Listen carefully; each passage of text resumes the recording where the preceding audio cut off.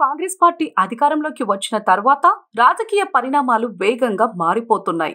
Assembly ఎన్నికల్లో Congress party కొన్ని చోట్ల అనూహ్య విజయాలను అందుకోగా, ఆ పార్టీ అభ్యర్థుల చేతుల్లో ఓటమి పాలైన కొందరు బీఆర్ఎస్ నేతలు అంతర్మథనంలో పడ్డారు.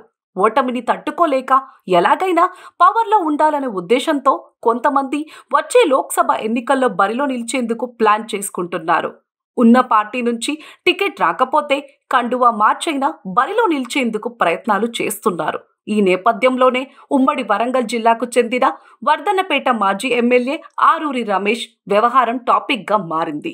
ఓటమి ఉండదనుకున్న ఆయన కాంగ్రెస్ అభ్యర్థి చేతిలో ఓటమి చవిచూడగా ఇప్పుడు ఎంపీ టికెట్ కోసం ప్రయత్నాలు చేస్తున్నారు. కానీ బీఆర్ఎస్ పార్టీ నుంచి ఎంపీ టికెట్ ఆశావాహులు చాలా మంది ఉండటంతో ఆరూరి రమేష్ కాంగ్రెస్ వైపు అడుగులు వేస్తున్నారనే ప్రచారం జోరందుకుంది.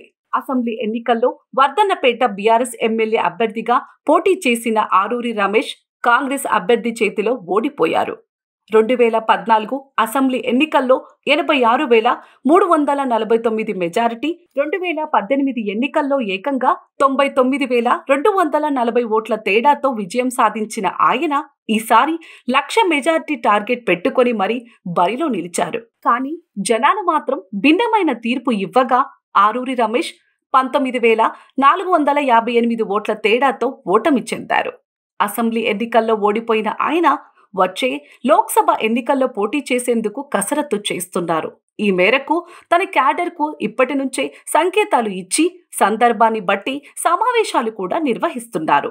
ఎంపీ ఎన్నికల్లో పోటీ చేయాలనుకుంటున్న కార్యకర్తలు ఇతర నేతలకు చెప్పి టికెట్ ప్రయత్నాలు కూడా చేస్తున్నారు.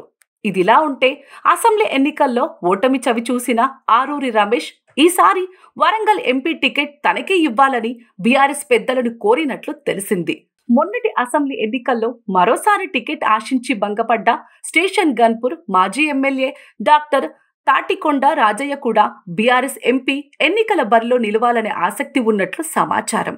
అంతేకాకుండా మరికొందరు ఉద్యమకారులు, సీనియర్ అధికారులు కూడా ఎంపీ టికెట్ కోసం బారులు తీరుతుండటంతో బీఆర్ఎస్ అభ్యర్థిత్వానికి కూడా కాంపిటీషన్ ఏర్పడింది.